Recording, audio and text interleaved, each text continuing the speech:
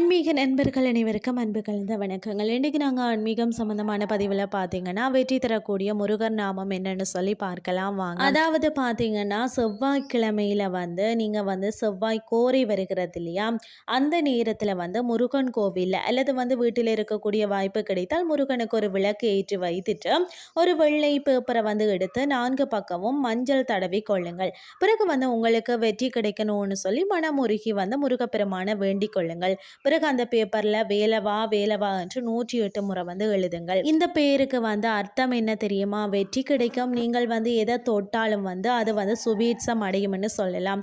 தோல்வி என்பதே உங்களுடைய வாழ்க்கையில வராது. அப்படியே தோல்வி வந்தாலும் நீங்கள் துவண்டு போக மாட்டீங்க. உங்களை தூக்கிவிட முருகப்பெருமான் ஏதாவது ஒரு ரூபத்துல கை கொடுப்பாருன்னு சொல்லலாம். வேலையில இருப்பவர்கள், வெளியில இருப்பவர்கள் மட்டும் இந்த மந்திரத்தை ஒரு காகிதத்துல கூட நீங்க 6 முறை எழுதனா போதும். ஏனென்று சொன்னால் வெளியில் இருந்தால் மந்திரத்தை எழுதுவதற்கு அதனை சௌகரியம் இருக்காது.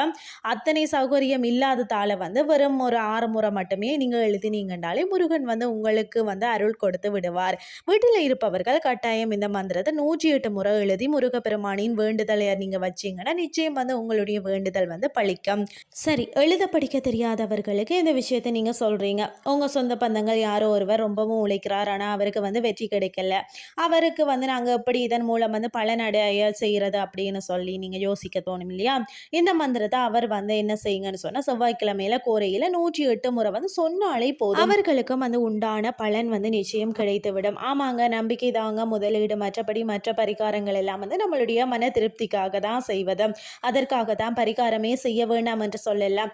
ஆத்மார்த்தமாக நம்பி நாம ஒரு வேலையை செய்யும் போது அது நமக்கு அபரிவிதமான பலனை கொடுக்கும், வெற்றி கிடைக்கும் என்று நம்பி இந்த பரிகாரத்தை நீங்கள் செய்து பாருங்கள்.